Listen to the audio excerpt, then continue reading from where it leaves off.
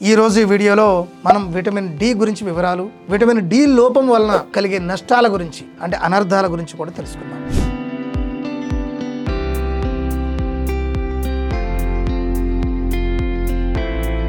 Vitamin D గురించి తెలుసుకునే ముందు అసలు విటమిన్లు అంటే ఏమిటి, ఈ విషయాన్ని ఒక్కసారి మనం పరిశీలించినట్లయితే విటమిన్లలో మన ఆరోగ్యానికి, శరీర పనితీరుకి అవసరమైనటువంటి ఆర్గానిక్ సమ్మేళనాలని చెప్పవచ్చు.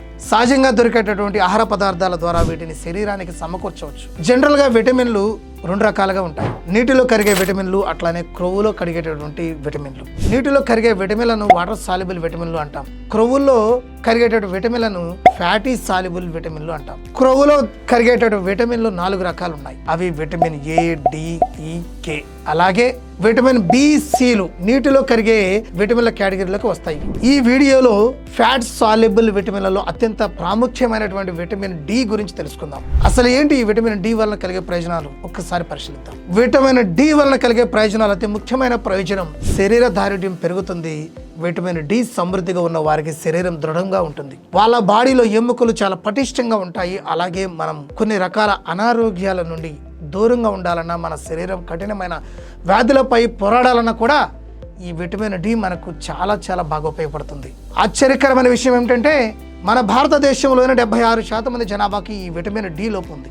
అలాగే విటమిన్ సన్షైన్ గా పిలువబడే విటమిన్ డి మనకు అందడానికి ఉన్న ఏకైక సోర్స్ ఆ సూర్యుడే. విటమిన్ డి ప్రత్యేకత ఏమిటి? మన శరీరంలో విటమిన్ డి లోపిస్తే ఏం జరుగుతుంది ఒక్కసారి పరిశీలిద్దాం. మన శరీరంలో విటమిన్ డి లోపిస్తే కనిపించే ప్రధాన లక్షణాలు: ఎముకలలో నొప్పులు, కండరాల్లో బలహీనత, కళ్ళు తిరగడం, ఆకలి నశించిపోవటం, జుట్టు రాలిపోవటం, చర్మం పాలిపోవటం, నిద్ర లేకపోవటం, పిల్లల్లో అయితే ఎముకలు, దంతాలు బలహీనపడిపోవటం, అట్లానే రికెట్స్ వంటి లక్షణాలు కూడా కనిపిస్తూ ఉండడం. పెద్దవారిలో అయితే ఎముకలు పెలుసుబడి ఎక్కడైనా జారి పడినా కూడా ఎముకలు విరిగి ఫ్రాక్చర్ అయ్యే అవకాశాలు ఎక్కువగా ఉంటాయి. ఇంకా విటమిన్ డి లోపం వలన చాలా రకాల మెటబాలిక్ డిసీజెస్, ఆస్టియోపోరోసిస్, ఊబకాయం, హైపర్ టెన్షన్, గుండె సంబంధిత సమస్యలు, డయాబెటీస్, ఇన్ఫ్లమేటరీ క్యాన్సర్ సమస్యలకు దారితీసే అవకాశాలు కూడా ఎక్కువగా ఉన్నాయి. అందుకే ఈ విటమిన్ డి తలలో నాలుకలా ఇది పనిచేస్తుంది అనడంలో ఎటువంటి అతిశయోక్తి లేదు.